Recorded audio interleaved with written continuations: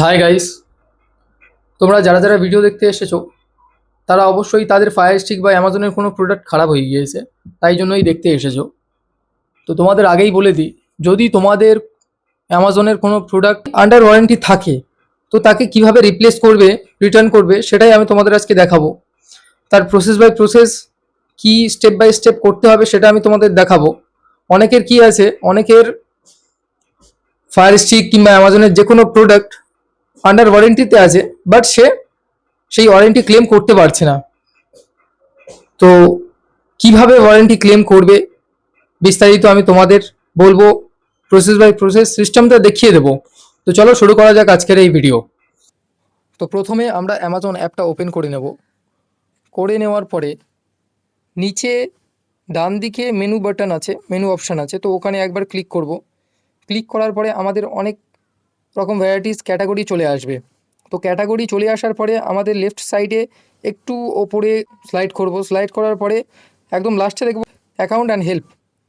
তো জাস্ট ওখানে একবার ক্লিক করব। ক্লিক করার পরে আপনার এখানে রয়েছে account switch, sign out, customer service. তো কাস্টমার সার্ভিসে আমরা একবার ক্লিক করব। তো কাস্টমার সার্ভিসে ক্লিক করলে তোমাদের যে কটা প্রোডাক্ট অ্যামাজন থেকে অর্ডার দেওয়া আছে সেই প্রোডাক্টের লিস্ট এখানে চলে আসবে। শো মোর করলে এখান থেকে সব রকম লিস্ট চলে আসবে। তোমাদের যে প্রোডাক্ট নিয়ে রিলেটেড ইস্যু আছে সেই প্রোডাক্টে জাস্ট একবার ক্লিক করবে। ক্লিক করার পরে এখানে তোমার কোন রিলেটেড ইস্যু হচ্ছে সেই রিলেটেড ইস্যু এখানে সিলেক্ট করবে। তো আমাদের এখন প্রবলেম হচ্ছে I want to know the return policy. Click করলাম। ক্লিক করার পরে নতুন একটা পেজ ওপেন হয়ে গেল। তো এখানে আমরা দেখব return policy, continue shopping, continue to customer service. তো আমরা জাস্ট ক্লিক করব continue to customer service. Click করার পরে এখানে আমার একটা নতুন পেজ ওপেন হয়ে গেল। এখানে লেখা রয়েছে রিকোয়েস্ট আ ফোন কল। এখানে তুমি তোমার ল্যাঙ্গুয়েজ সিলেক্ট করে নেবে, হিন্দি বা ইংলিশ।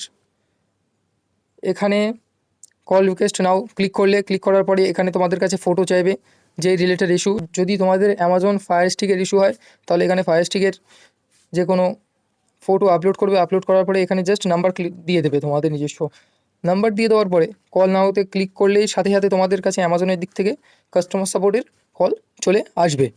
তো কল চলে আসার পরে তোমাদের প্রবলেম ওদেরকে বলবে, ওরা সলভ করে দেবে বা তোমাদের ওয়ারেন্টিটা ক্লেম করে দেবে। ওরা যেমন স্টেপ বাই স্টেপ করতে বলবে সেরকম তোমরা ওদেরকে ফলো করে স্টেপ বাই স্টেপ করবে।